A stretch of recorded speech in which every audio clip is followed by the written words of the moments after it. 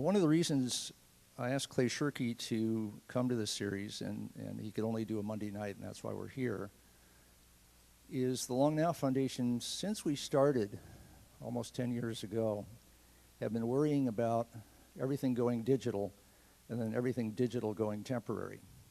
And in terms of continuity of civilization, that is not a formula for success.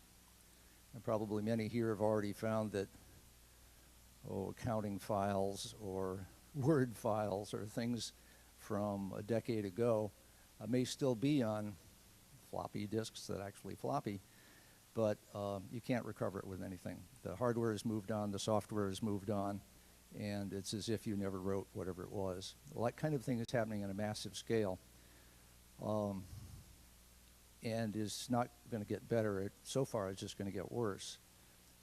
I've seen Clay Shirky working on this subject a little bit with Library of Congress, which is starting to step up to the issue. Congress even put a couple $100 million toward trying to take on digital preservation. And the point to realize is that digital storage is easy, and we do it all the time, but digital preservation is keeping things fit for use over decades and centuries, please, and millennia would be nice. What we're doing at Long Now is Kurt Bolliker, who is here, is cranking up a website which is similar to our Rosetta project, which is collecting all of the spoken languages of the world online in one place. We're up to several thousand now. And this will be a place where all the file format conversion algorithms and formulas and whatnot will be collected. So when you realize that your important records are in some kind of file that was proprietary to a company which is just in the process of going out of business and it will become an orphan, you will find not only a conversion formulae and algorithms, but advice on what to convert that about to be dead material into that may last longer. So this is something Long Now has taken on seriously for quite a while. And Clay is unlike many, looked at it much more in social and cultural terms, and he's the expert in that. So that's why he's talking tonight. Clay Shirky.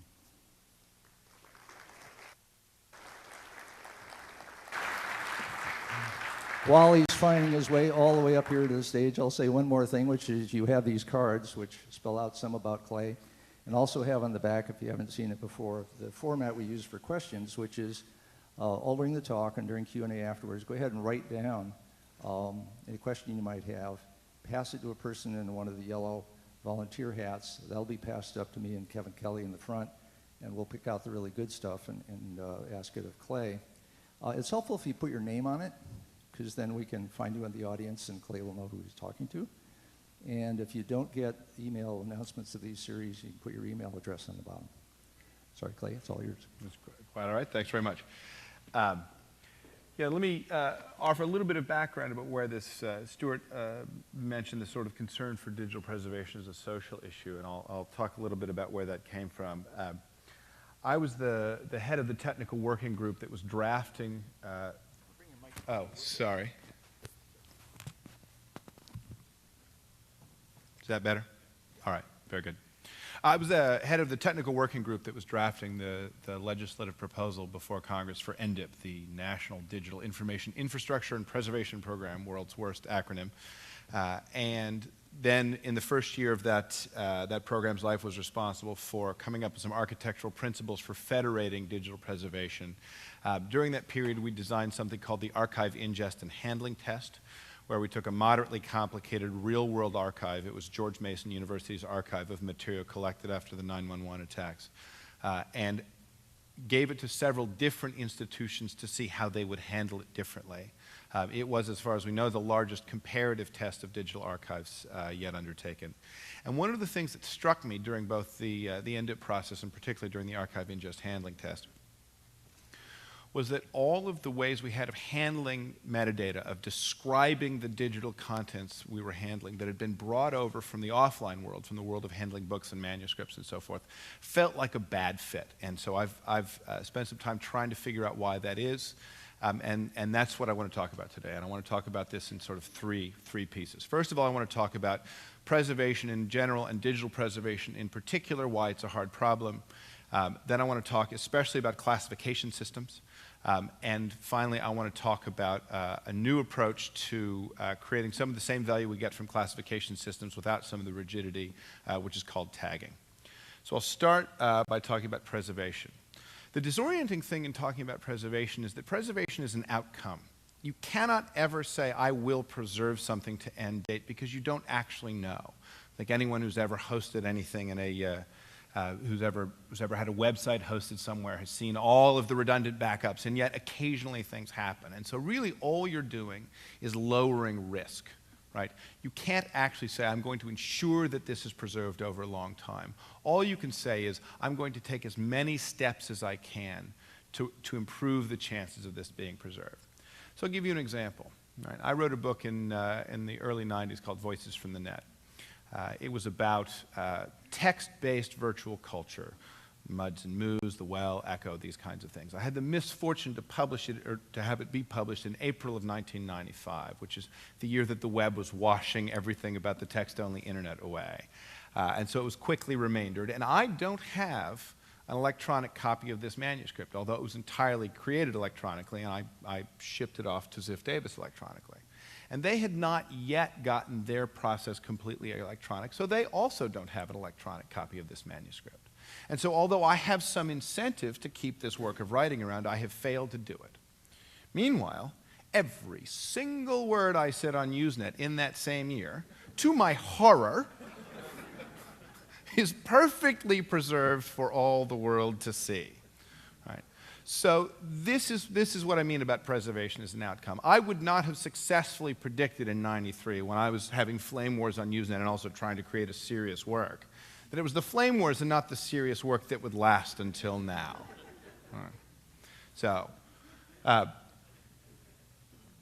the first order problem we face, right, is that bits are fairly temporary. As I have heard Stewart say, digital data lasts forever or 5 years, whichever comes first. Right? And there is this problem we have with digital media, where you can see here, I think, the time frames that these things were imagined to last. In particular, optical discs, CDs of various sorts, we were told were going to last 10 to 100 years. A number of tests have shown that after a single year, many of them can exhibit significant dropouts. And everything up here with an asterisk is a projected number, because all we know is that the manufacturers say that's about how long we think it's going to last. It's been tested. But we haven't actually had enough elapsed time since the invention of those materials to know whether or not this is going to work. So you can see here that the maximum, an untested number here, is 100 years. Right? So the first order problem we have is if we want to keep anything around longer than a century, we have to do something to it in the middle to continue to preserve it. And this is a classic shearing layers problem. Shearing layers is Stewart's concept from How Buildings Learn. And in How Buildings Learn, he says, the interior decoration of a room changes faster than the walls. The walls change faster than the structure changes faster than the site, and so forth. So here we have this shearing layer problem, which is if we want to keep the bits around for a long time, where am I? We have to periodically refresh the media. And so we have a zone of fast change and a zone of slow change. Only the problem is we're not actually preserving bits. One of the problems with digital preservation is it makes it sound like it's about keeping the digits around. But when you get them back, you know what that is? It's just a bunch of ones and zeros. What you really care about is preserving the essence, right? And once you care about preserving the essence, right, the use of the material, right, I got these ones and zeros out that were preserved 100 years ago, and it's something called a Wang database. What is that, right? Well, it's the same as raw disk space, because you have no way of reading it back if all you've preserved is the ones and zeros. So suddenly we realize that the media alone is not the only shearing layer involved here. We also have to worry about the format. Right? We have to make sure that we can read it. But of course, a format alone isn't enough, because it needs something to play it back. Right? So here we have the problem of how do we play the format back. Now, the simplest way to think of this is I've got a Microsoft Word file, and so I need a copy of Microsoft Word to play it back. It seems you've got a format, you need a piece of software. But in many cases, it's not a single piece of software. Right? It's actually a whole complicated set of dependencies. This is something designed to run in Flash in a particular browser. This is a Perl program which requires these particular libraries and so on. So there's this entire complex of shearing layers, right, that has to do with the software, the environment that interprets the format. And of course, software doesn't run in a vacuum. Right? Then you have to start dealing with the operating system and the architecture. Right? And we have a fairly standard way of thinking about operating systems running on chips. But there are companies like Transmeta that are trying to radically alter that. So you don't just save the operating system in the chip. You then also have to save all of the instructions that said how that chip interpreted that particular operating system and so on. And you can see what's happening here. The longer you want to keep something, the more shearing layers there are. The longer you want to keep something, the less the problem becomes purely technological and the more it becomes social. Let's do a little thought experiment. Let's assume that the Constitution was being written not in the 1780s, but in the 1980s. Right? And being the revolutionaries they were, the Founding Fathers would doubtless have used an Apple II. Right? So this is now the site of the U.S. Constitution. And since James Madison was a bit of a cut-up, we can assume that they did the first draft in ransom note. Right? Because why not? Right? It's just a draft. Now, let's say that you wanted to preserve this, obviously a pretty important document. Let's say you wanted to preserve this with as few shearing layers as possible. I know what to do. We're going to adopt the model from the analog world. They just keep the physical book around, right? And it doesn't decay, and the physical book can last for centuries. So we're not just going to preserve the bits in AppleWorks format with the Apple II operating system. We're actually going to put the machine into a bath of pH-neutral, non-oxidizing oil. And every few decades, we're going to take it out and dry it off and fire it up just to make sure it works again. So now imagine a couple hundred years from now, it's the time to do this. And they take the machine out, and they dry it off, and somebody says, hey, what's this? Oh, that's a power cord. Yeah, they didn't have nano green echo nuclear power the way they had now. They had copper wires back then, right? And you think you've solved the shearing line problem until you realize you have to emulate 120 volts, 60 hertz AC, right? So there's no defense against this. However deep you want to go, right, it's going to turn into a social problem at some point because digital data sits in an interpretive context that can't be gotten rid of by anything other than printing it out on paper. And if you have a kind of digital object that can't be printed out on paper, right, then you're really stuck managing the social issues. We don't know how bad a problem this is. We can guess that it's pretty bad, and Stewart alluded to that. We've only had digital data around for a fairly short period, so we don't know where and when these problems are going to appear, but we have had some early signals. In 1086, during the time of William the Conqueror, the Domesday Book was created, which was essentially a census of English land. And at the 900th anniversary of the Domesday Book, the British Broadcasting Corporation, which was getting into the business of making and selling the BBC Micro, decided that they would do a 900th anniversary version of the Domesday Book, highly annotated, a lot of scholarly notes, and they stored it on video disc. And in 1990, they laid everybody in that unit off because the BBC Micro had turned out not to work that well. And by the middle of the 90s, you could no longer read the Domesday Book as it appeared on the BBC Micro, but the regular Domesday Book was just chugging along fine. Right? This thing has lasted the better part of 1,000 years. This didn't make it 10. 2 orders of magnitude difference. It was only a couple of years ago recovered through heroic efforts. Right? An enormous amount of cost was spent to try and get the Domesday Book off of the BBC Micro. Right. So when you have these kind of systems, what you really have, what you have to make digital preservation work in this environment is the continually refreshed possibility for action. And you can do things to slow down the rate of refreshment. Right? You can slow down the cycles of the shearing line. Better to store things on long-term storage instead of short-term. Better to use formats that are going to be more likely long-lived than short-lived and so forth. But you can't stop it. And so you have to have a system where you continually refresh the possibility for action. And seeing these two things side by side, you can see what happened to the BBC Micro, which is essentially the social context in which this continued to function simply went away. So now we can elevate this to the level of a kind of principle when thinking about mitigating preservation risk, which is that cheap, flexible systems with large numbers of participants tend to lower the risk. Cheap, flexible systems with large numbers of participants tend to ensure that more things will get preserved.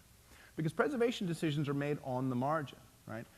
At each point that I moved off of one laptop and onto another or changed ISPs, I could have taken steps to preserve the manuscript of that book I wrote in 1993. And at one of those steps, I don't even know which one, I just didn't do it. And that's all it takes. So the issue here is not, can we preserve a certain piece of content? Yes, you can at some expense.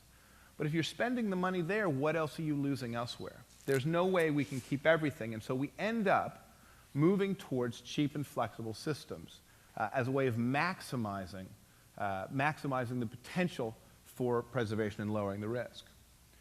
We can also talk about the corollary, which is that high-cost, brittle systems, which are practiced by a small number of participants on behalf of a large number of people, as with the careful encoding of this into video disk, actually tend to increase the risk that things will be lost over the long haul. Which brings me to the subject of classification. Classification is, at base, about finding things. There are other second-order values, but really it exists to help people find things. But classification is not the only, there are other ways to find things besides classification systems. So consider your kitchen. I hope your kitchen doesn't look like this, but consider your kitchen, right? Depending on what kind of cook you are and what kind of shopper you are, there's someplace between 1,000 and 10,000 things in your kitchen. Every spoon, every plate, every can of beans, every chopstick, right? And most of those things aren't labeled, and yet you can find them pretty well. Right? You may be a little messier or a little neater, but you could probably get the work done you need to get done in your kitchen. Right? But you don't have a label on the spoon that says spoon, and you don't have a label on the drawer of spoons that says drawer of spoons. Right? What's labeled in your kitchen? Your cans are labeled, your spices are labeled. Why are those things labeled? They're labeled because you can't see in them. There are a lot of them, they're basically the same, and they're hard to inspect. Right?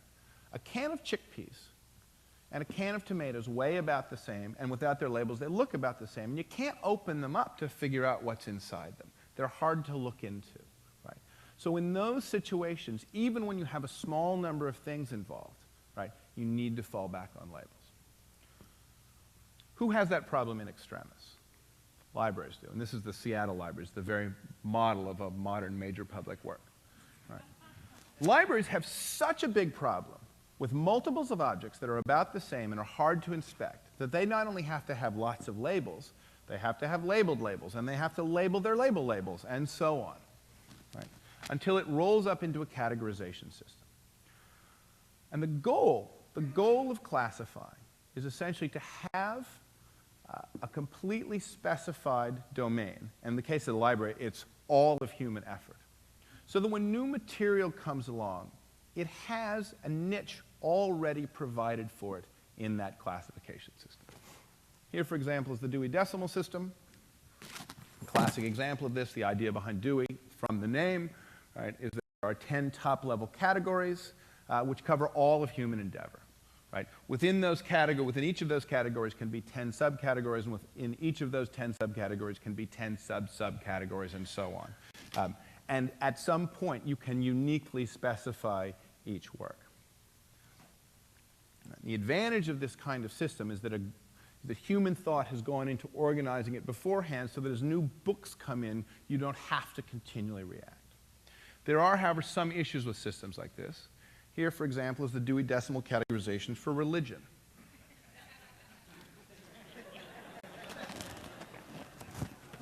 How much is this not what you want, right? The disadvantage of systems like that is also that human thought has gone into them. The advantages and the disadvantages are the same thing, which is to say, it necessarily reflects the bias of its creators. Now, it's easy to say, oh, Dewey, right? That was obviously, there's obvious bias there. There wasn't careful thought. We didn't know as much about classification systems. We're effectively over that now. The Seattle Library, the Rem Koolhaas Library, which has gotten so much attention, has as its internal plan, speaking of shearing lines, the idea of a continuous collection. There's a single ramp that runs through the entire building in a flat spiral from the top all the way to the bottom. And that ramp is poured so that the Dewey Decimal System will be reflected directly in the architecture of the building. It's one thing to say, well, the Dewey system is a kind of a mistake, and we know that mistake, and we don't make those kinds of mistakes anymore, right? Except that we do. In fact, we are currently pouring our mistakes into concrete, right? It's going to be a long time before mistakes like this leave the system, because they're actually being made more and more durable rather than less and less. Right.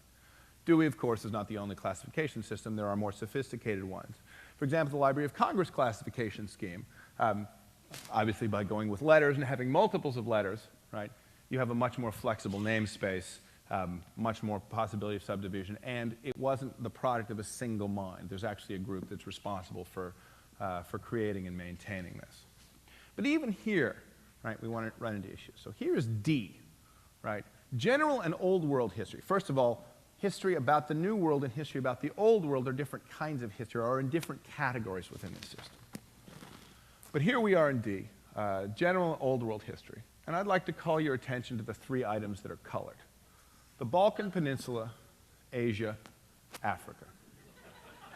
And just, to review the geography, right?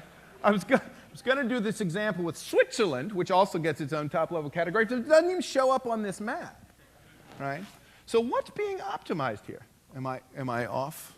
I'd like to switch your... All right.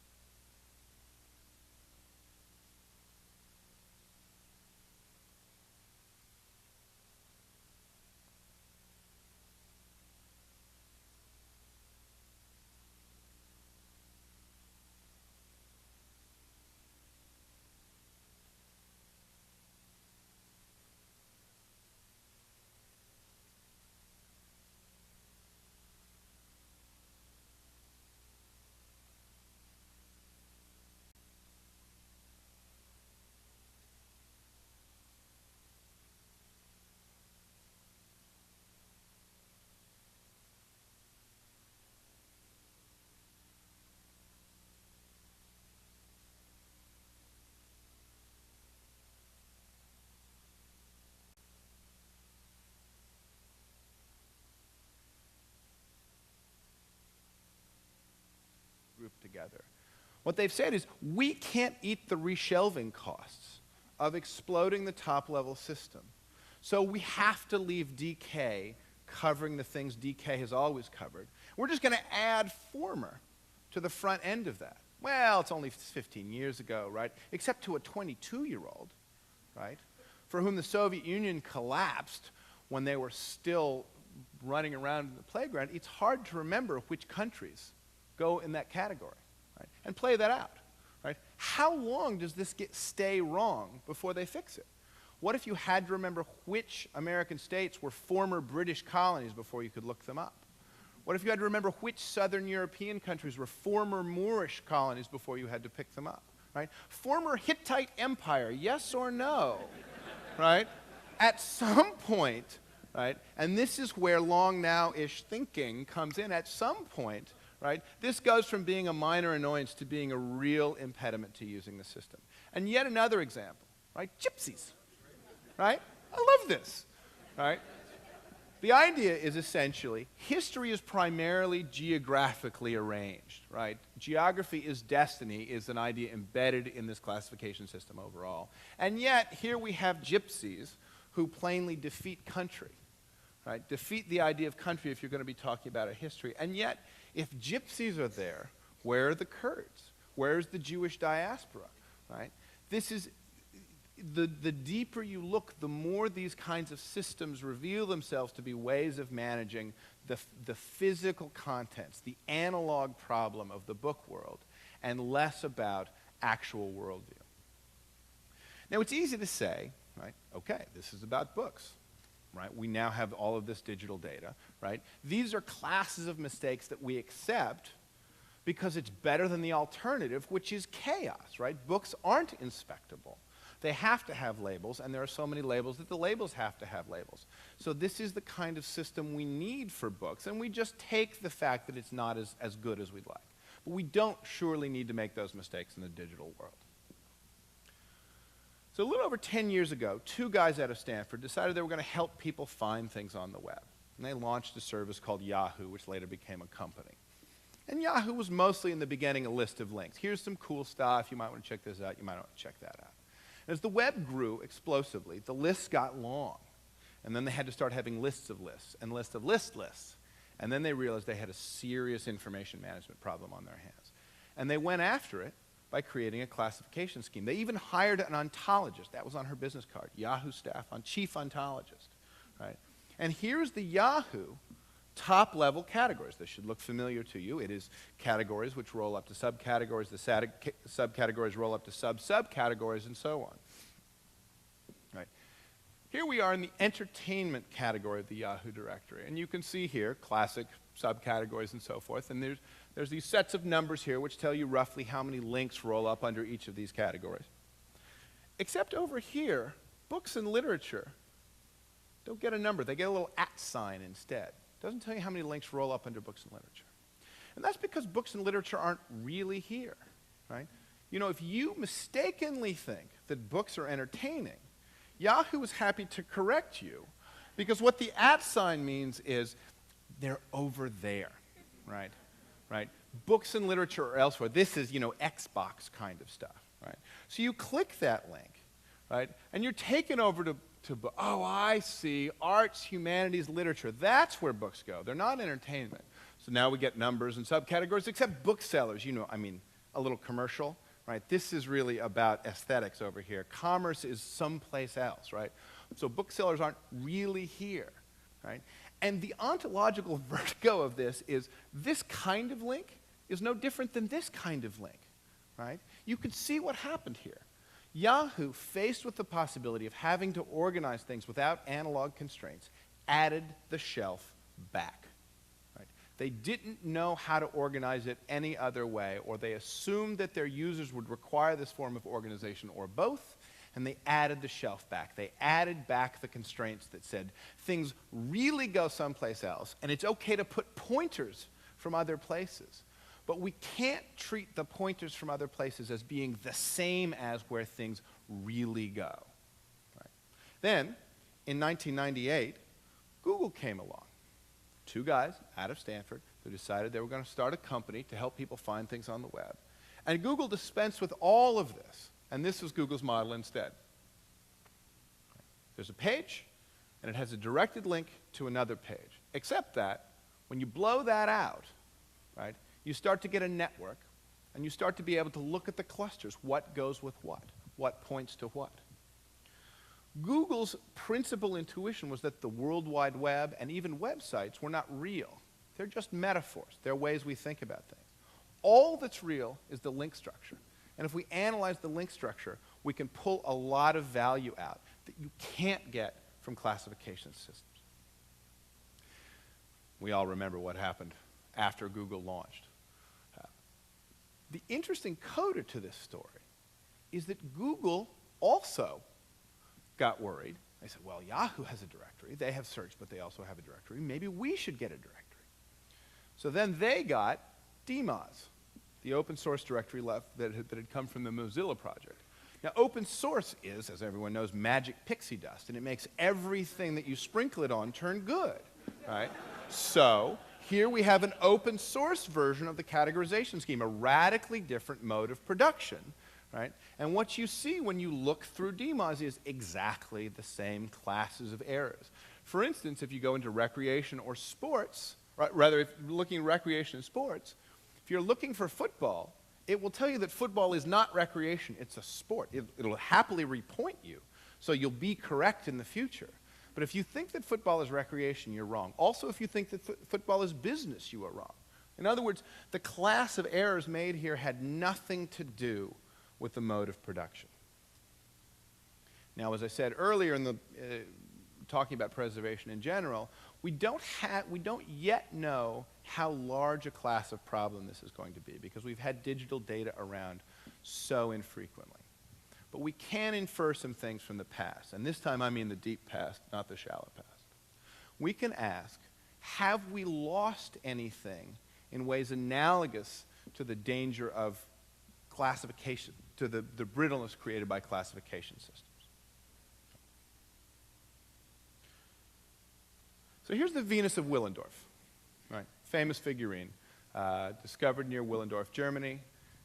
She is a Paleolithic fertility symbol, we are told. What is that? What is a fertility symbol, right?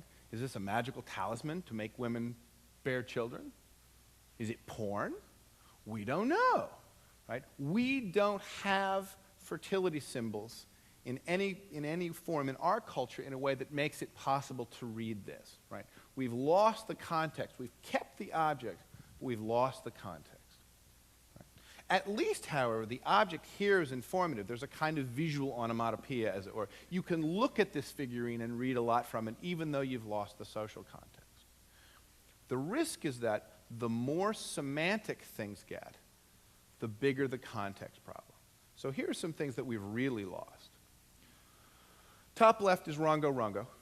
It's the language from Easter Island. It may, in fact, there is some debate as to whether or not this is a language or merely a collection of symbols which was evocative but not communicative in the way we expect language to be communicative. In the middle is Quipu, the Inca calculating and recording system. And at the bottom is linear A, a Mycenaean alphabet, which actually seems to be syllable-based rather than letter-based. We can't read any of these well. There's enormous effort going on. They've all now been partially decoded, but we can't read any of them well because unlike the Venus of Willendorf, there's nothing here. If you lose the semantics of a language, you lose everything. Right? So this is much more analogous to the digital preservation problem than the Venus of Willendorf, because although these are physical objects and we have the physical objects, having lost the social context in which these language or numbering systems existed, we have not been able to retrieve. Here's another thing. This is something we almost lost. This is hieroglyphs, right?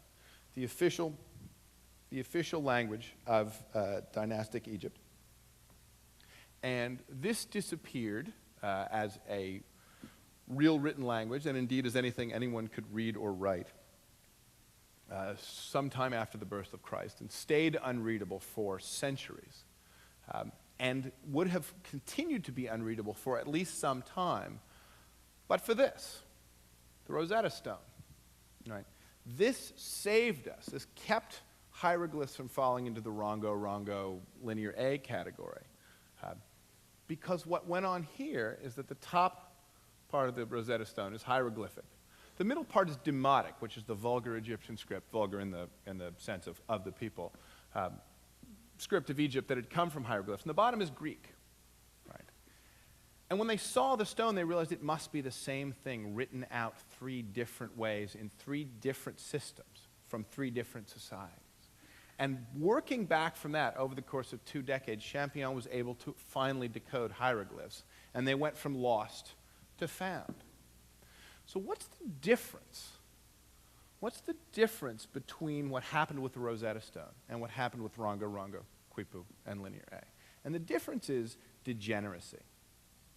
Right. Now, probably a big waste of somebody's money to fly a New Yorker out to the Bay to extol the virtues of degeneracy. But in this case, I have a particular meaning in mind. Right? Degeneracy is the property of systems where there's more than one way to do things. Right? So here, we have 3 simultaneous ways of encoding the same meaning, side by side. Had we, in some alternate history, lost Greek but kept demotic, the Rosetta Stone would have worked in the same way. Right? So this is not merely backup. It's not merely physical backup. It is, in a way, contextual backup. Right? Christopher Alexander makes this point. Christopher Alexander is the architect who invented the idea of pattern languages. Christopher Alexander made this point in an essay called "A City is Not a Tree," by which he does not mean a tree with green leaves, but rather it is not a hierarchical lattice. And he says the problem with planned cities is everyone gets so excited about the planning, they forget about the city. Let's have all the business in one place, right? And they'll have the residential area in another place. And then we'll have the transportation hub over here, right? And that's the model on this side. This is essentially a Venn diagram version of what a hierarchy looks like. Right? And Alexander says real cities are degenerate. Real cities have multiple overlapping systems. People live where they work, and the parks are sometimes near the transportation hubs and sometimes far away. But there are lots of overlaps. Right? This is much closer to what happened to the Rosetta Stone. This is essentially how the Rosetta Stone saved us with hieroglyphs. Right? So when you take this representation of a hierarchy and you take it back to the idea of a classification system, say we have 2 big buckets, right?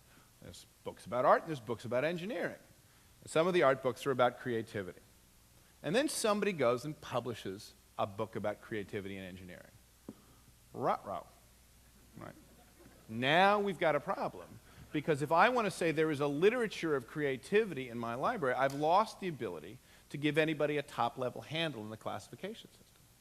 And this is also not a good way to do it, because there are plainly things that are in art and in engineering that are not about creativity. So I can't just trivially reverse it. The problem here is in the requirement for non-overlap. It's not in what the overlaps are. What's wrong, what Alexander is talking about with planned and unplanned cities and degeneracy is the same issue that appears in classification systems, which is the brittleness created by these kinds of expectations creates a problem. Now, I don't mean to suggest that classification systems are the only way to find things in libraries. They have lots of other systems, many of them involving free text search or other kinds of non-classifying labels. But back to the point about economics, the question you're asking here is not, are there ways to find things, but is the money spent on building and maintaining these systems worth the value? Right? Because everything, if preservation decisions are made on the margin, right, then there may come a day where the preservation system, where the individual systems are the only thing, the Rosetta Stone-like strand, that holds the past to the future. Right? And since we know the awful math of time is unlikely times many equals probable, right, there may come a point at which either the money spent, the expense taken by these systems, coupled with their brittleness, actually leads to some damage. An obvious question that can come out of this is, what would a degenerate labeling system look like? Right? If you didn't have to do it that way, if you didn't have to do it hierarchically, if you didn't have to support yourself against overlaps, what would you do instead? And I think what you'd do would look something like this. And I don't mean literally that it would look like a roller skating mermaid. I mean the roller skating mermaid, I think, will help illustrate the point. First Saturday of every summer, Coney Island, our famously run-down amusement park in Brooklyn, plays host to the Mermaid Parade. Hundreds of people show up in costume, they march around, thousands of people show up to watch. People get all dressed up, there's dancing in the streets, there's colorful characters, and a good time is had by all. All right. And the question is, where did I get those photos? And the answer is I got them off of Flickr, of course. I didn't take those photos. I went to Flickr, and I found the tag Mermaid Parade. So this looks a lot like a classification scheme. Flickr looks like a library. This looks like a classification scheme. There is this thing called Mermaid Parade. I can go to it. I can get these photos. Right? What's the advantage here over what a library is doing? One of the advantages, one of the differences at least, is that Flickr does not have a staff ontologist. It does not have anybody doing the classifying. In fact, one of the big differences here is the number of people doing the classifying. In this case, there are several thousand photos. There's over 100 photographers. And every one of these photographers was not just a photographer, but also a kind of librarian, because they all added the tag Mermaid Parade. Right? So this is now not a small group of professionals modeling the group mind on behalf of the larger group. Right? We think that they will think about the concepts this way. We think that history is mainly broken down by geography. This is modeling the group mind with the group mind. Right? The second big difference here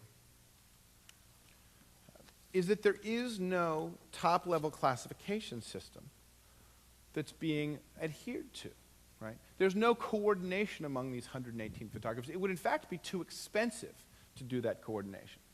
So this is a distributed system, which is also low cost because the people doing the tagging are not being required to coordinate with one another. In something analogous to Google's model, Flickr's model is this. Right? There are more primitives than in Google's model. But they've added a tag, which is essentially a labeled link. A tag can go to a photo. And tags come from users. And as with Google, the real value here is when you blow it out, right, you can start to do network analysis. But now you can do network analysis on more primitives, right? You can start looking not just at link density, but at tag density, at user density, and so on. You may have seen on the Mermaid Parade page, right, that there was this, related, Coney Island and Brooklyn. Now, Flickr doesn't know that the Mermaid Parade is an event that happens in Coney Island, which is in Brooklyn, right? From Flickr's point of view, this is Fubar and Frobnitz, right? These are just two tags that appear at a higher than average frequency whenever they appear with the tag Mermaid Parade. And yet, by doing the cluster analysis, Flickr is able to pull this kind of value out. So here's another example, another system that uses tagging. This is Delicious. This is the headwaters of the Nile. Joshua Schachter, in fact, the inventor of Delicious, was the person who invented the word tagging to describe this method of attaching labels to things. As a side note, it's interesting to imagine that if he'd called them categories or keywords, a lot of this would have been washed away in the user assumptions. But by calling them tags, which is right on that edge of descriptive and strange, he called a lot of people's attention to the phenomenon. So Delicious is a social bookmarks manager. It's analogous to Backflip back in the day, where the day was 1996 or something, except that it's got a more open and social model. So you add a link here. You get both a link and the title or whatever you type in there. You can add a descriptive line. Your username is there, and then you can add these tags, which are the labels, just like they appeared on Flickr. Right, and this is my favorite. Oh, this is my favorite from the moment I took this snapshot. Cats in Sinks. It's a website for pictures of cats in sinks or other basin-like objects. Right. This is pretty much what the internet has been straining to become. I think we can probably all go home now. The model here is almost exactly the model of Flickr. No accident. Joshua was the one who convinced Flickr to start using tags, except that instead of photos, there's a much more general purpose entity which is being decorated by the tags. Anything that has a URL can also be tagged, and you could begin doing the network analysis there. Right? So this enables us to do things like asking questions about how a given resource has been characterized by the community. Here is the Delicious page for one single URL. It's about the Linksys router, which is a very popular Wi-Fi router made by the Linksys unit of Cisco, and how they've changed the underlying Linux operating system to a different operating system, but they haven't changed the model number. It's a geek soap opera of epic proportion. Right? And you can ask yourself, you can see here that it's been tagged by 431 people, and you can ask yourself, essentially, how is this being characterized? And here's the answer, right? The most common tag is WRT54G, which is just the model number from Linksys, right? But then you have this little cluster of 3 tags, Linux, Wi-Fi, Linksys, and they're roughly even, right? They're roughly even. So this is a judgment that there's no one obvious thing that this is about, that part of the reason this is important is it exists at the overlap of a lot of different trends, right? So this is one kind of signature you can find in the communal judgment about these resources. Here's one for making a paper airplane. You can see here that there's not that shelf. There's really a much gentler slope, right? Paper, airplane, fun, how-to, games all fall off in this kind of steady slope. And you can see here that the top 2 are paper airplane, and you can see how you'd maybe type paper airplane, but because Delicious assumes tags are separated by spaces, it says, we'll just treat paper as one tag and airplane as another, right? But the community's judgment is that this is slightly more about paper than it is about airplane, which feels about right, right? So even in things that are very close, there's some information in the distinction. This is another tag signature. This is for CSS Vista, which is a piece of software for web designers. Here the community's view is decisive. This is about CSS, right? Software, web design, tools, design, everything else is on a completely different kind of curve, right? This is absolutely about CSS. Everything else is half as important or less in the minds of all of the people who've tagged this. Right? So the problem with classification systems is the rigidity of it's in or it's out, right? And even with multiples, you don't get out of the in or out problem, right? Yahoo, because of course they could have had an unlimited number of those little @ links, also said you can only have 3 links, no more, right? And the 3 number was more about minimizing the amount of human effort at Yahoo and defending against spammers than any judgment about the applicability of more than one category to a topic, right? Here, not only do you get places where people say, this is really kind of about these 3 things, whereas this is clearly about this one, if you're looking for sort of head-oriented tagging, right? You also don't get it in this in or out quality. The community can not only tell you what things are about, they can tell you how much they're about them relative to other things. This is a kind of value that's not reflected in classification systems. There is no such thing as information architecture separated from the users. Information doesn't have architecture any more than information wants to be free. No offense, Stewart. Those are, like the World Wide Web, like websites, all metaphors.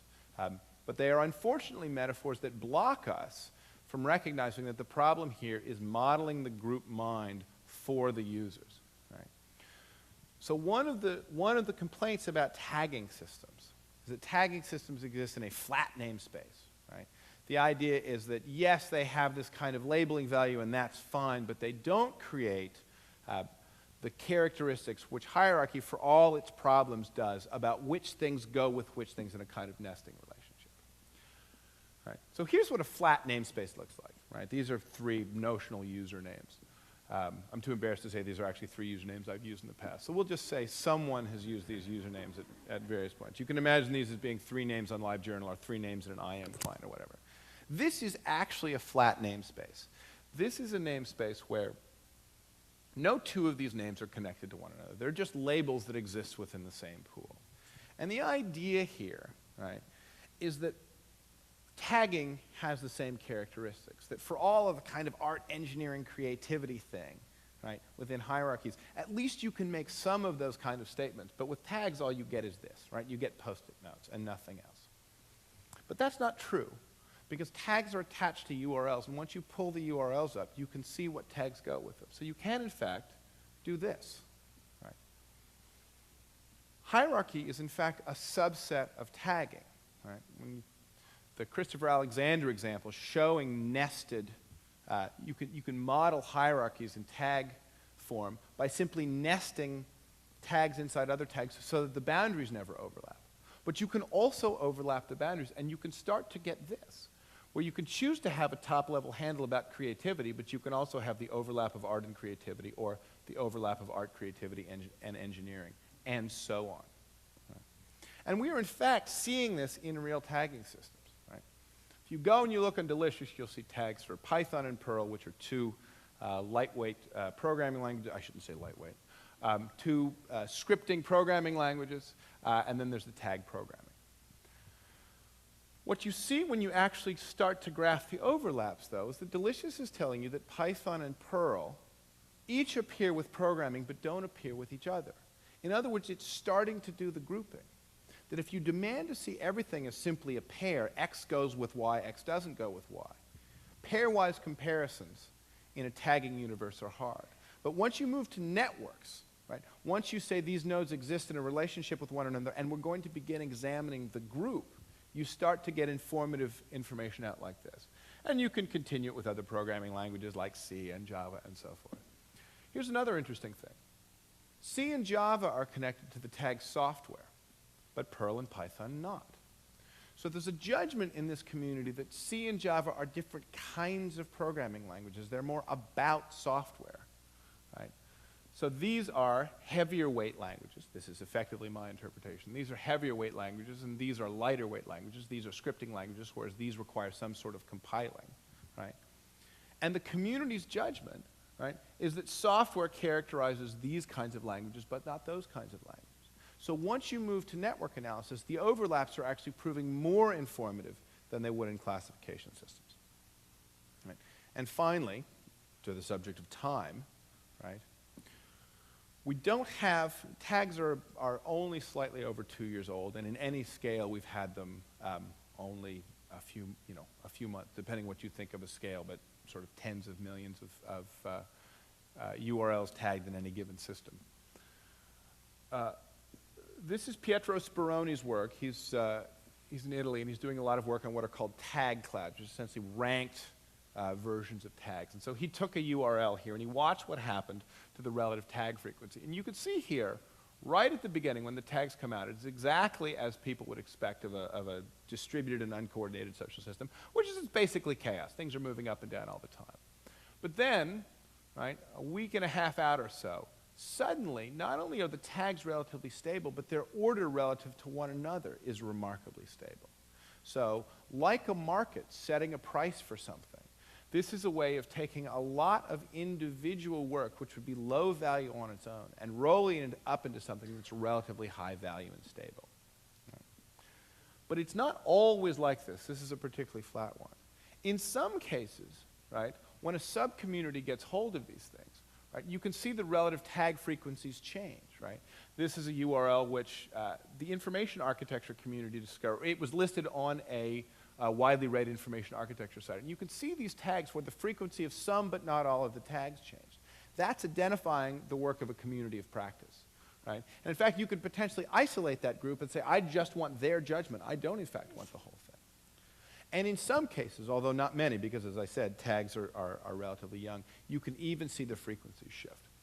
This is the tag cloud for Jesse James Garrett's article about a design style called AJAX, asynchronous JavaScript plus XML. It's essentially a way to make browser interfaces more responsive, right?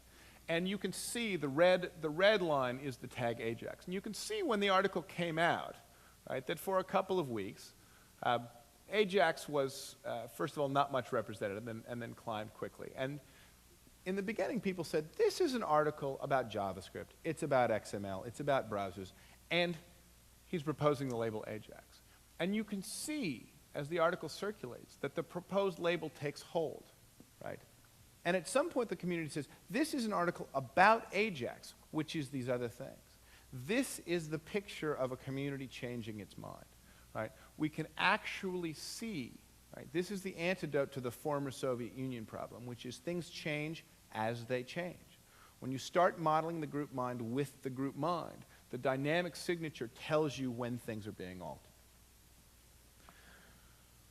So here are, let me end with a set of questions that I'm asking myself about this, because this is all quite new, and in particular, tags have not been tested at long time frames. So while it seems to offer the answer in the digital realm to some of the brittleness of classification systems, there are still lots of open issues. First of all, the one I alluded to in the little social quake diagram, how can tagging identify communities of practice, right? Can we find ways of observing groups that come together and exhibit similar tag frequencies? Can we pull that out of the mix and say, these people seem more design-oriented, whereas those people seem more engineering-oriented? And then is there value in reflecting back to those communities their view of the resource being tagged, as opposed to having them look at the view of the community as a whole, right? How should we handle the Thesaurus problem? The Thesaurus problem is, I tag something menu, you tag it menus, I tag it restaurant, you tag it restaurants. Plainly, there would be some value in rolling those things together, so they're basically the same. So you make a thesaurus, and you say, well, agenda and politics we're going to roll together. Or you say, we're going to roll together Apple and Mac and OS X, or we're going to roll together gay and queer and homosexual, right? And then suddenly you're saying that queer politics and homosexual agenda are the same thing, right? You don't want to get the queer politics and homosexual agenda people in the same room to talk about their shared interests, right? So at some point, you have to get off the thesaurus bus. The irony of the thesaurus is, if you move to a system like this and then start thesaurusizing, whatever that word would be, at the center, you're recreating the problems of having a small group of catalogers manage the system for you. So applying a thesaurus to these things clearly needs to happen late in the system, and it needs to be done on the client side. On the other hand, it's a high-cost operation. So is there a way to syndicate a thesaurus to groups so that I could subscribe to the information architecture thesaurus, but it would be applied to the tags after I was looking at them, rather than having things smashed at the server, right? Can we apply this to navigation? One of the places where classification systems are still in common use in the digital realm is when you get the width versus depth trade-off enforced by screen real estate. Right? You go to the homepage of GE. They've got their businesses broken down into 3 top-level categories, and then drop boxes for the subcategories and so forth. It is a classic classification scheme. Is there a way to model the group mind with the group mind that applies to navigation, not just to the sort of search and finding paradigm? Right? So and one answer to this is that there is no expert-amateur split here. Experts can also tag. Can you set up a navigation system where experts, people inside, do all the tagging for a navigation system so that the navigation system is set up, but that users can come in and slowly correct them if they're wrong, right? I was at Hunter College, and we were redesigning the homepage in 1998, I think. And the registrar refused to believe that students didn't know what the registrar did. So he insisted that there be a button on the homepage that said registrar. And we said, well, you know, students don't know that that means where's the course schedules, where's the class descriptions, where are my grades? That's just a word to them. No, absolutely not. The registrar wanted registrar on the homepage, right? So that's a place where the inside judgment was actually adverse relative to the community. Is there a way that we can embed community correction into navigation so that the site can know, not just the users, what we can discover from these systems? Popularity risk. I should actually let Dana give this part of the talk. But popularity risk is the idea that although we're getting these refined social signatures of what something is about, right? The lazy way out is just give me the top 5 tags. I'll just take the community's judgment about this stuff. I don't care about micro subcultures tagging things way out on the tail. Just show me what everybody agrees, right? And that potentially creates popularity risk, which is to say that the overall social judgment of something becomes so overwhelming that it acquires some of the same brittleness as cataloging systems, and that novel opinions about a resource or subculture opinions about a resource never get aired. It's an open question. I mean, so many of these things are open questions because these sorts of systems are so young. Can we detect concept rot? I was at the Digital Library Federation meeting a couple of weeks ago, and we were talking about large-scale systems and how past a certain scale you sort of move to biological models. And someone said, you know what's great about biological systems? When they go bad, they start to stink. And you can tell, right?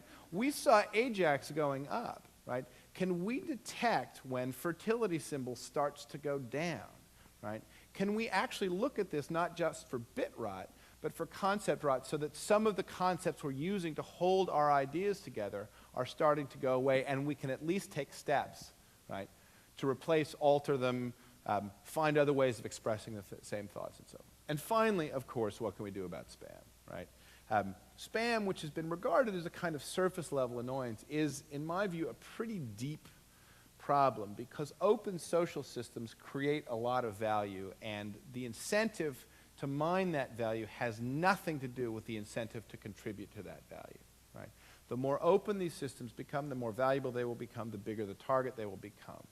And 10 years ago, when Global Alert for All, Jesus is Coming Soon, or the green card spammers came on Usenet, we could be forgiven for not understanding the nature of the threat, but now we know exactly the nature of the threat, and we're going to face a well-funded and motivated enemy. Is there something we can do to continue to increase the value of these kinds of systems without falling prey to spam? And with that, I'll end.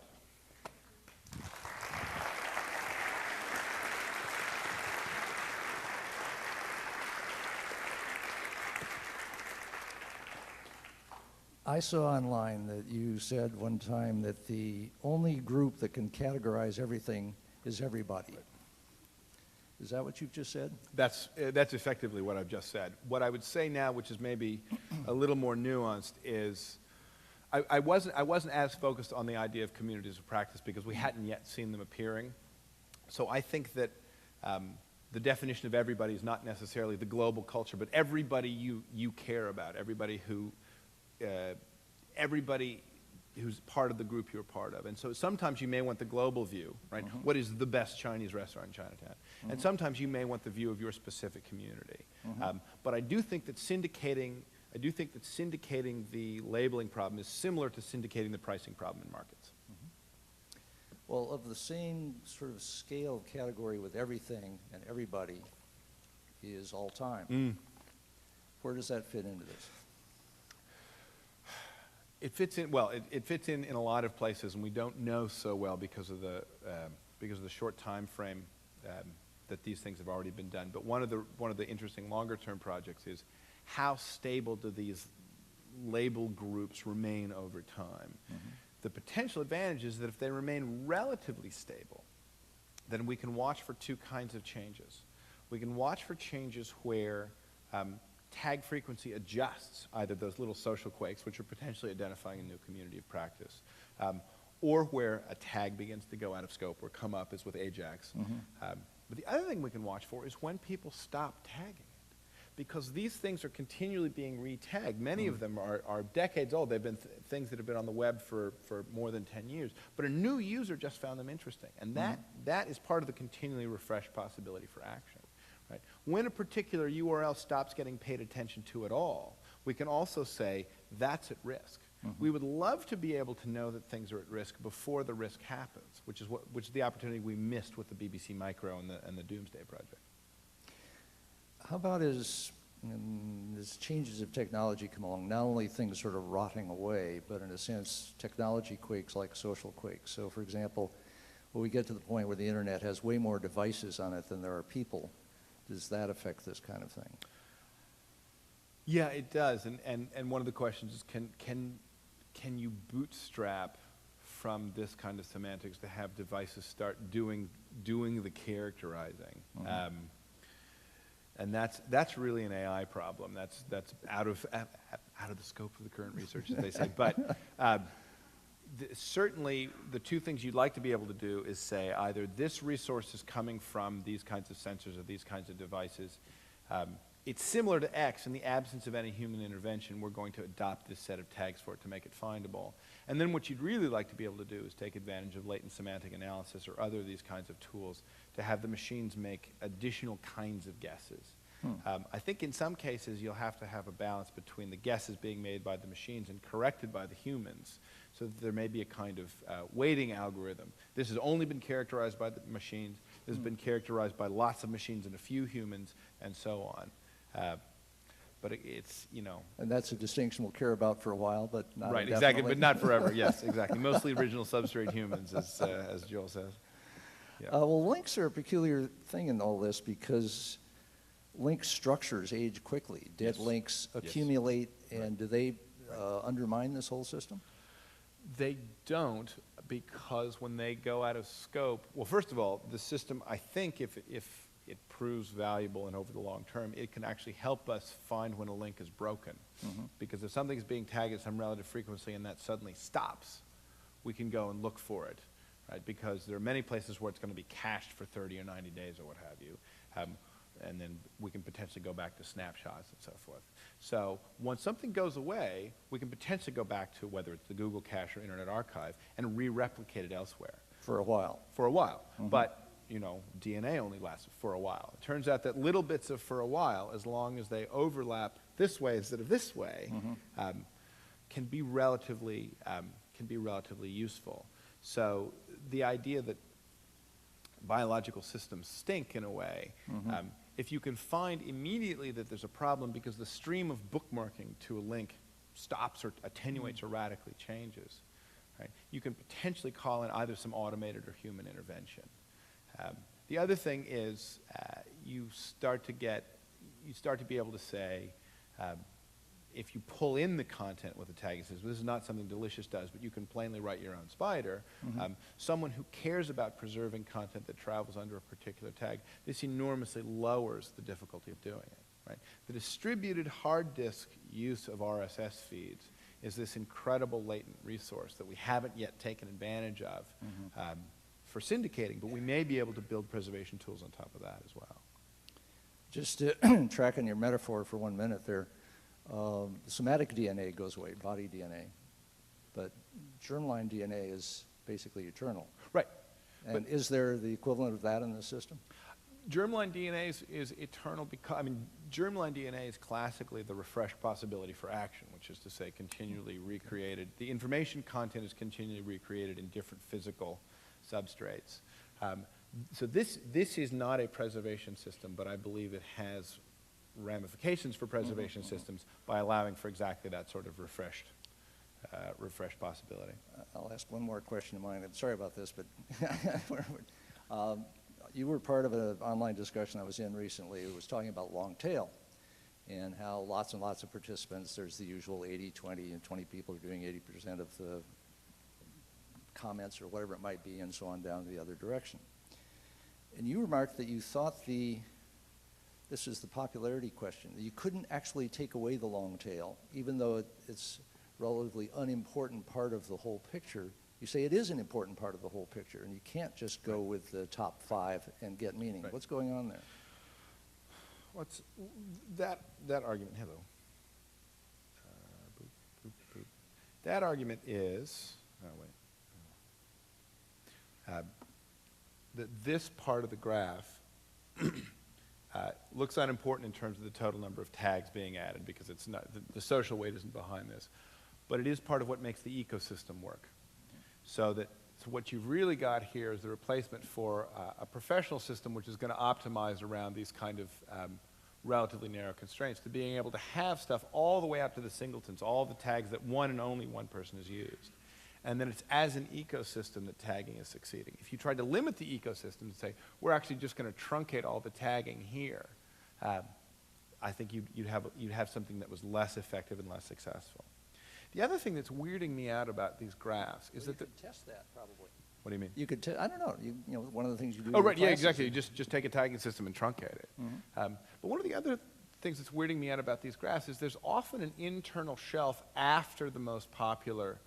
There's 2 here. These little internal shelves, and I can't tell if they're noise or if that really is some bump in the degree of social cohesion among the users. But I think that may also be some sign of some value from the tail, is being able to detect when something has walked off the edge of its sort of the broadly adopted semantic judgment of the community, and then you're getting that. And I don't think you can get that kind of value without having the full range of participation. Okay, a couple of kind of bug-fixing questions about tags. One from Alexander Rose, who was where? Way back there, and another from Louis Rosado here. Alexander asks, I'll ask you both, how does tagging deal with heavily faction definitions like abortion? Right. And Louis asks, what about the problem of people gaming tags, trying to cause an outcome analogous to sperm, by the way? Analogous to spam. Sperm, dance in a super way around the egg trying to get in. What are you doing? Right, right. Well, Anyway, gaming goes on. right, right. I'll put those two together. The contentious subjects just get, I mean, if you had, say, the equivalent of a Wikipedia edit war on the pro-life, pro-choice thing, because tagging is very much in the wisdom of crowds mode of great disassociation among people tagging. You would simply get in rank order what tags people were using. There may well be coordination behind the scenes in those camps. I don't know that we've seen that yet, but the overall surface change would simply be to bump up the relative frequencies of certain tags. That's a place that intersects with popularity risk. It's a little bit, it's analogous to Google bombing, right? Where some small group of highly collected bloggers is able to change a relatively obscure phrase on Google and then circulate it, right?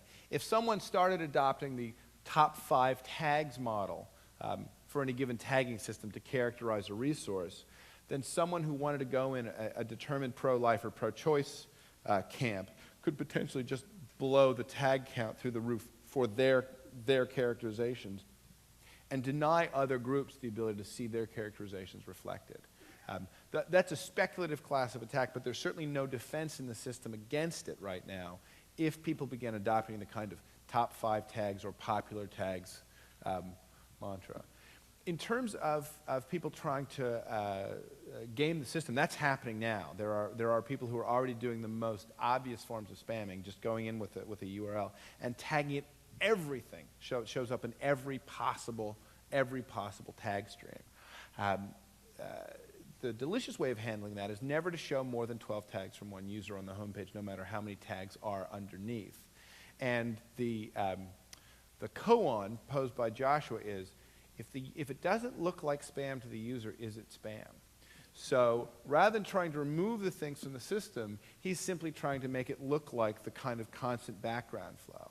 Back in the day, Delicious would show you, I think, the top couple of hours of tags. Now it's showing you at most 2 or 3 minutes of tags. I showed both the Yahoo directory and the DMOZ directory, which are the largest attempts to categorize the web, classify the web in sort of standard hierarchical form. Each of those has roughly 4.5 million unique URLs in it. Delicious has more than double that number and is growing at the rate of 20 unique URLs a minute or so. So in a way, the kind of public attention of spam is heavily attenuated by the flow through the system. The real risk to spam becomes people watching obscure feeds. If I'm watching something called asbestos, right? If I'm watching a tag called asbestos, then people shoving things into that may be able to get my attention. But it is right now a predator-prey problem with spammers. My guess is in this system and in a lot of systems, we're going to move to a kind of gray list world where it's not just whitelist. It's not just show me the tags of all of my friends, but show me all of their friends' tags and weight those friends somehow at roughly 50% and maybe friends of friends at 25%, so that I have this kind of semi-permeable membrane. Instead of having a whitelist and a castle, I have this gradient of potentially socially valuable information coming from unknown sources into the system. But these are all, again, because tagging is so young, these are all speculative class of attacks and speculative class of defense. But I do think that a lot of that experimentation is coming. Well, you mentioned Wikipedia. I'm curious, how many here use Wikipedia? There was a great sort of whooshing sound as all the hands went in the air. William Petrie, who is where? Oh, right over here, asked, how do you feel about things that fall between your two poles, like Wikipedia categories? Right, right.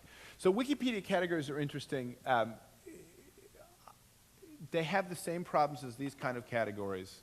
They have the same problems as other categorization systems. And I'm sorry, I didn't see where you... they have the same problems as other categorization systems in that hierarchy imposes a dilemma, right? The lattice structure imposes a dilemma on the users. The really interesting thing about the Wikipedia to me is that the category system is that almost no one uses it, right? If you Google in URL for the category :tag in Wikipedia, you get almost nothing, right? So like like Google removing DMOZ from the homepage. In fact, I don't think I told that part of the story, but when Google put DMOZ up on the homepage, right, and they had the entire world's attention for finding things for a period, no one went to DMOZ, so then they took it back off the homepage. And when I was talking about some of these issues a few months ago, somebody from Yahoo came up after the talk and said, you know, it was funny to hear you talking about that when we were at Yahoo talking about the redesign of the homepage. The only debate was, should we move the Yahoo directory all the way to the bottom of the page, or should we just get rid of it entirely? And we basically kept it, right? But, you know, greatly de-emphasized its importance. So the category system on Wikipedia is not getting a lot of attention because it turns out not to be the principal tool for finding.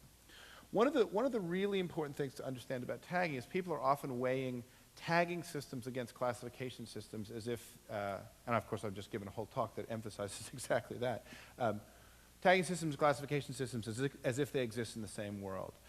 One of the key things to understand about tagging systems is they are post-search. Right? This is the first post-search finding technology. It assumes that search is a mature and widely adopted technology. So whereas classification had to fit a bunch of different categories of looking for things, tagging can be much more narrowly focused because search solves that problem. I think the same thing is happening to the Wikipedia, which is Wikipedia has a largely search-oriented, either you know the word or Google knows the word, and the categorization system, although it has the same brittleness, the brittleness isn't a problem because Wikipedia is highly degenerate. Here's a Kevin Kelly question. He's sitting right here.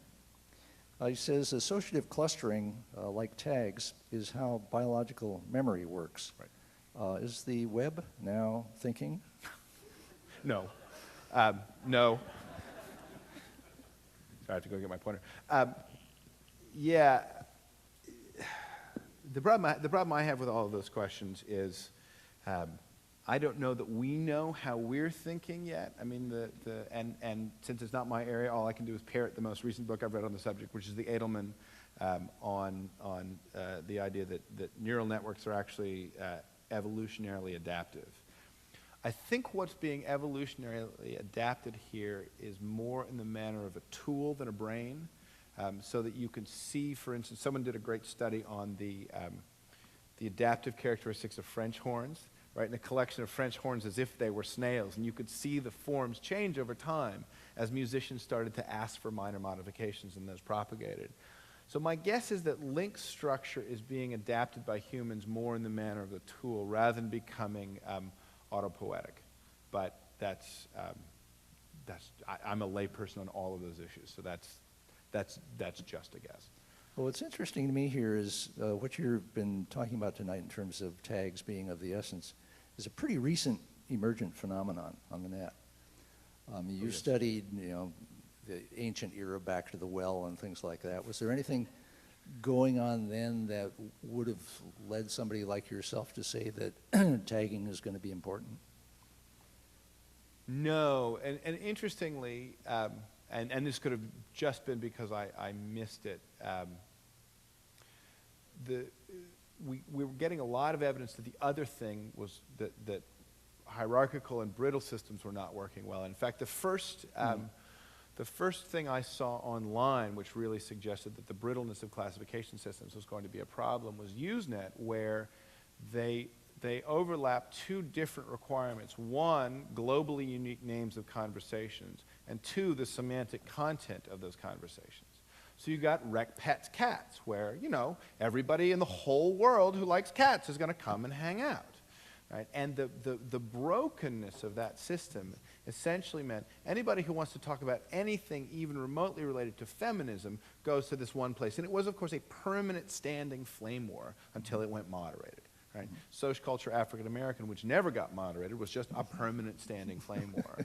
And so that was a case where the brittleness of the classification system, of trying to make the low-level machine requirements of namespace mapped to semantic content, was a disaster. I think if I could have predicted what the response would be, I'd have been smarter than I am. I'd have been Joshua instead of me. Well, I guess what I'm noticing is that since tags was noticed so recently and is so fundamental, there's probably more of those yet to come. Right, and I should say too, I I think degenerate, yeah. I think the degeneracy of the system and the syndication of modeling the group mind with the group mind is what's fundamental. There's lots of issues with our current tagging systems. For instance, they're not trivially exchangeable between systems because system context matters so much. So I can't say that the systems we're looking at now are going to be the things that last forever, but I do believe that degenerate labeling and syndication is going to last a long time. Here's a question, a couple of, on sort of preservation of information in general. Adrian Cotter, is it? Over here. Do we want to make all information durable? Isn't there things we might want to forget and be happy to let go of, such as your old flames? Yes. I mean, there's. I think what we want is control. Stewart. Do you want a global delete that you control? No. So I was going to bring up the yo-yo story. Actually, Stewart stirred the pot on this 20-some-odd years ago with the phrase "you own your own words" on the well, which was meant to be a statement of, I think, personal responsibility, but turned into a global retroactive copyright and control issue, and is still phenomenally complicated. And there's a lot of conversation right now about the idea that you own your own data, right? You own your data, which of course you manifestly don't. It's observable everywhere, right? When I go have a conversation with you, you and I were both in that conversation, and I can't take what I said back. In some systems where there was one and only one copy, you could in fact go take it back, as on Caucus. You can't do that on Usenet, as I have discovered to my horror. So yeah, there's certainly stuff out there that I would be happy not to have, but I think the issue is I don't think we want to trivially record everything for all time simply because the forgetting is an important part of being human, and there are things you want to be able to forget or remove or delete. What I think we don't want to do is I think we don't want to accidentally lose things. And I think we especially don't want to accidentally lose them in this sort of, I thought you had the car keys way, right? Where within the BBC, right, well, we put this on Laserdisc and we had these computers, and then the computers didn't work out and we got rid of everybody, and all of a sudden, right? And it really took them 4 or 5 years even to figure out that they couldn't get back to the material. So I think what I'm talking about here is what these systems point to, I think, is all steps 2 through N, where once something is out there, right, we'd like to be able to watch it, we'd like to be able to characterize it, we'd like to be able to have lots of sort of degenerate views of it. But whether or not it's out there is up to the user. Now, one of the things that's always been true about large-scale systems is it's very hard to retract things. And people who are used to office email don't understand why the whole internet can't have one of those "I'd like to take that email back" buttons. But those don't, it's much harder to model that in an end-to-end network than it is in a controlled network. So the personal risk for losing content you'd rather have controlled. Once it's out there, it's almost impossible to delete. But I think the question of whether or not we emit that data is separate from once emitted, how do we characterize and handle it? It's interesting, just to tell a story from the well back in 84, 85, 86, because it was relatively open software on their Picospan and everybody was messing around in the Unix inside it. Some of the users invented commands like delete everything I ever wrote on this system.